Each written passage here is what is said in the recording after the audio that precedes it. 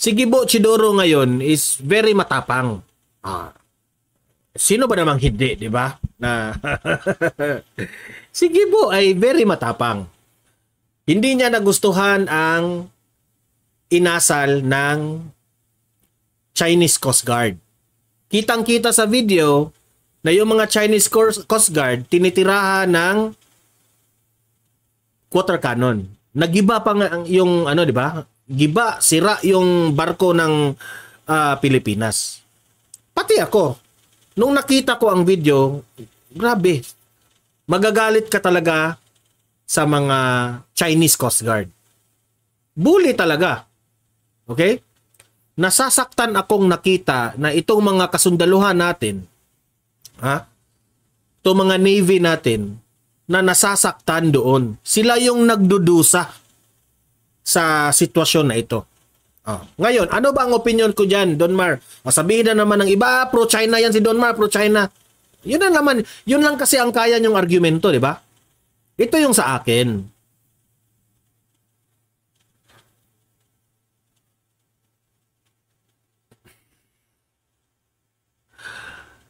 Kaya nga, hindi ka ayaw kong i-vlog itong topic na ito kasi paulit-ulit na lang yung pangyayari. Nakakasawa na. Paulit-ulit na lang pupunta yung mga Philippine Coast Guard, Philippine Navy, water cannon, tapos mag-iingay na naman yung ibang bansa, ganun, paikot-ikot lang.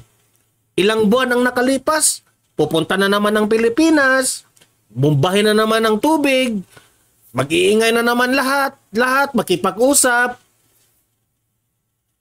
I am tired of this topic already. I am tired of this listening already. Tapos itong si Gibo Chidoro, tapang-tapangan na.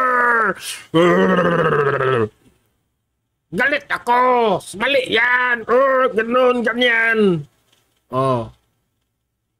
Makipag-usap na naman tayo sa China na ganun, ganyan, ganyan. Tapos uulitin na naman, pupunta na naman yung barko ng Pilipinas, titirahin na naman ng ng tubig, then yung Amerika naman, ipagtanggol ko kayo, mga taga-Pilipinos. Yung Japan naman, ano naman sila, magkokomentaryo, yung ibang bansa, magkokomentaryo na naman. Tapos, tatahimik na naman. Tapos pupunta na naman yung barko ng Pilipinas. Doon naman, bubahin na naman ng water cannon. Tapos ganyan, paulit-ulit na lang. Hindi ba kayo nagsawa? Yan ang tanong ko sa iyo, Gibo Chidoro. Hindi ba kayo nagsasawa? Panahon pa ito ni Presidente Noynoy Aquino. Anong ginawa natin dyan? Ang tigas kasi ng ulo natin eh. Sinabi ng itong Pilipinas nagkiklaim tayo.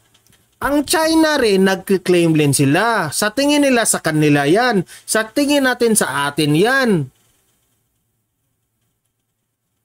Yung ginagawa ninyo ngayon, ginawa na yan dati ni Pangulong Noynoy Aquino. Ginawa na yan dati. Anong nangyari? Ganun pa rin. Paikot-ikot lang yung kwento. Di ba?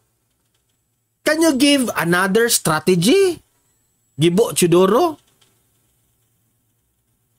Nagagalit ka ngayon na binumbahan yung ating mga Philippine Coast Guard, yung mga Navy natin nasasaktan, di ba? Galit kayo. Nagagalit kayo. Kasi dapat ipaglaban natin to. Atin to.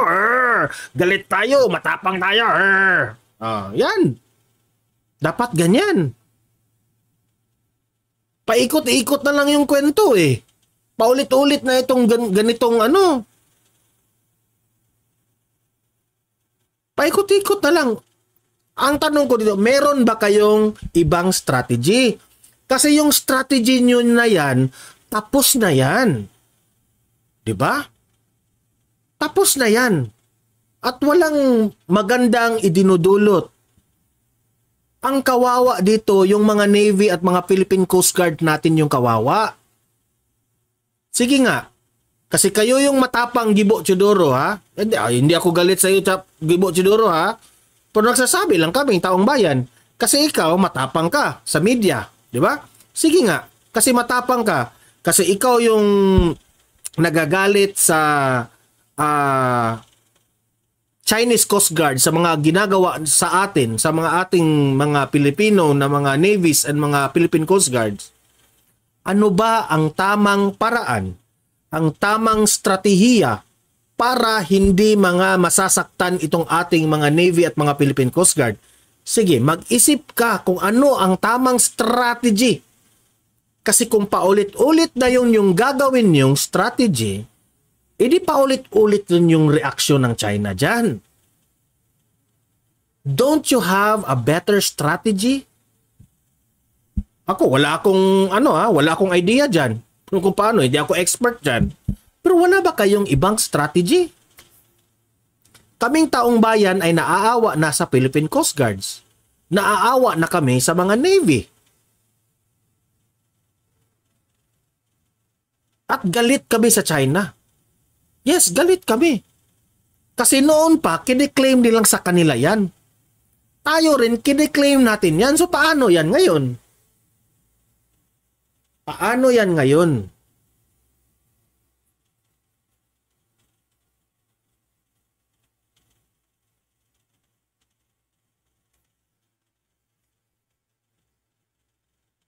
Ginawa na yan dati ni Noynoy Aquino. Paano yan ngayon?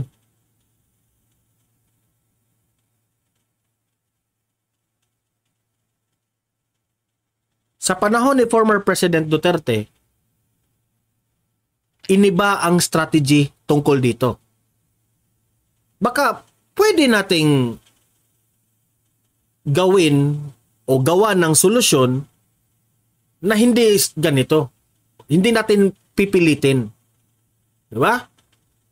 Kasi alam naman natin yung resupply mission na yan ng mga ating barko, ha? Ipupunta dyan sa barko na nakakalawang na, di ba? Oh. Sa tingin nila, ng China, dumaan tayo sa kanilang territory, kaya sila galit. Di ba? Oh. Baka meron tayong ibang strategiya na pwede nating daanin sa hindi marahas na situation.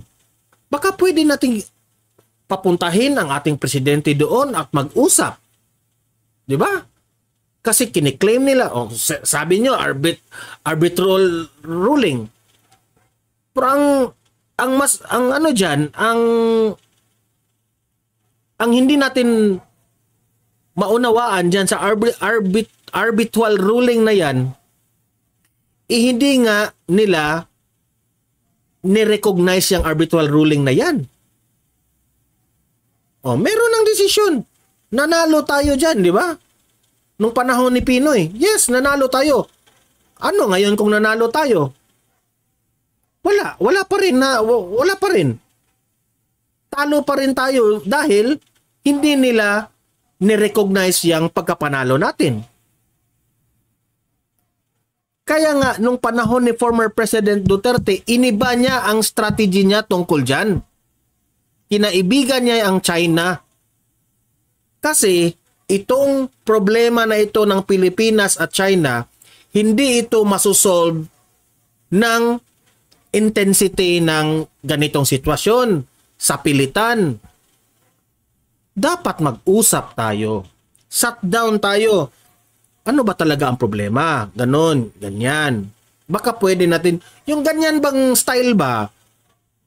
Magsa-shut down tayo. Kwento tayo. Sa inyo yan. Sa amin rin yan. Baka pwede nating pag-usapan ito.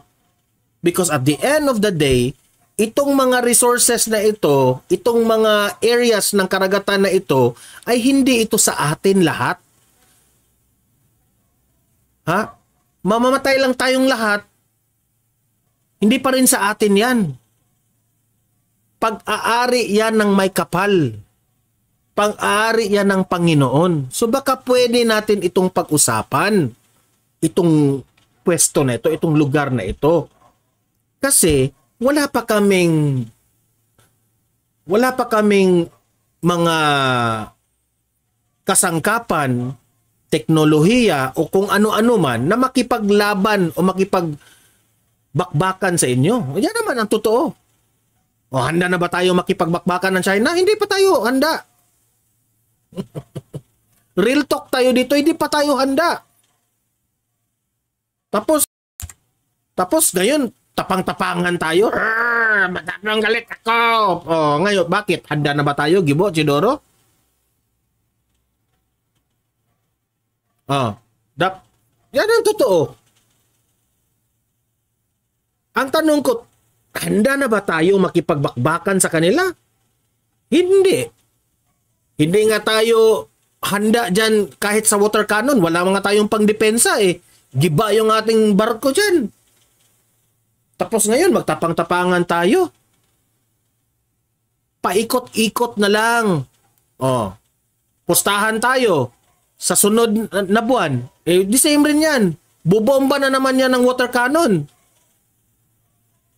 Sa susunod na buwan, sa sunod na buwan, bubomba na naman yan ng water cannon. Paikot-ikot lang tayo.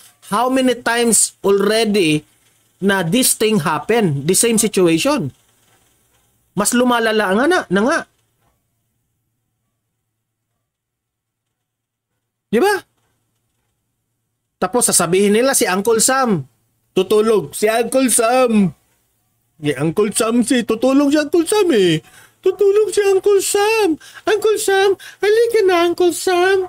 Help Uncle Sam. Nasaan na si Uncle Sam? Uncle Sam. Inaapi na kami Uncle Sam.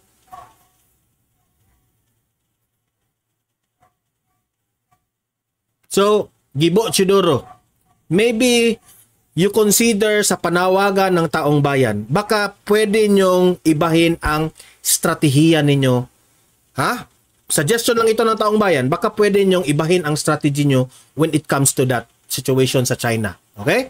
So, kayong mga audience ko dito,